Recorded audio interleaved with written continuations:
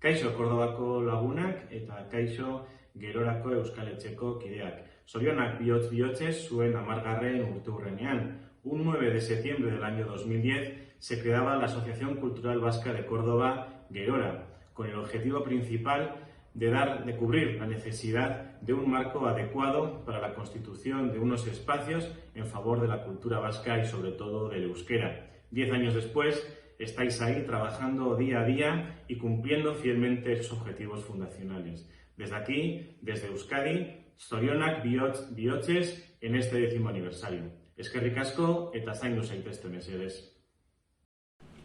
Zorionak Gerora. Zorionak 10. urteurrena ospatzen duzuelako. 10 años, además el 8 de septiembre, también casualidad, el Día de la Diáspora Vasca.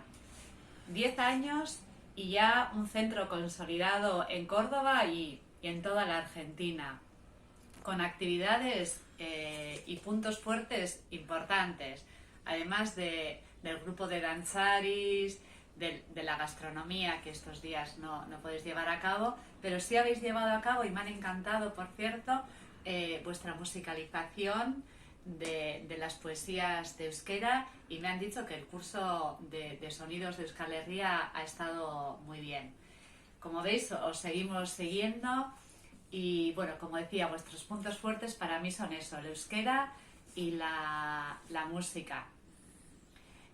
Contaros una anécdota. Cuando os visité, me regalasteis un CD, un disco de lo que era Ballets, y lo tengo en el coche en San Sebastián. Se quedó allá y me ameniza mis viajes hasta Lehendakaritza.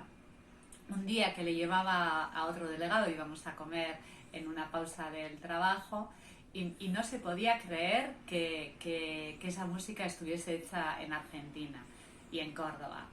Bueno, para que veáis que esa música trasciende y que es muy buena también y es escuchada al otro lado del Atlántico. Qué mejor que felicitaros en vuestro caso. Hoy en día ya Aize Lurra eta Aizea, me encantó también el nombre. Felicitaros con el clásico Zorionak zuri, zorionak zuri, zorionak gerora, bihotz bihotzetik. Geratu etxean, eutzi gogor, eta aurrera, segi berdin, musu handi bat.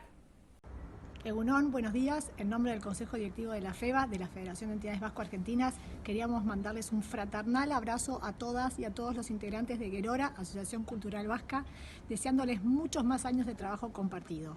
Zorionak bihotz-bihotzez.